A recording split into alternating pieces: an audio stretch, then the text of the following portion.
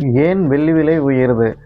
வெள்ளியின் தொழிற்சாலைகளின் பயன்பாடுகள் என்ன? இந்த வீடியோவை பார்த்து தெரிஞ்சுக்கலாம் வாங்க. வெள்ளி தனியாக சுரங்கத்திலிருந்து எடுக்கப்படுவதில்லை. தங்கம், சிங்க், செம்பு போன்றவற்றிலிருந்து எடுக்கப்படுகிறது. காரணம் 2, தேவைக்கற்ற உற்பத்தி கிடையாது. காரணம் 3, தொழில்துறை தேவை.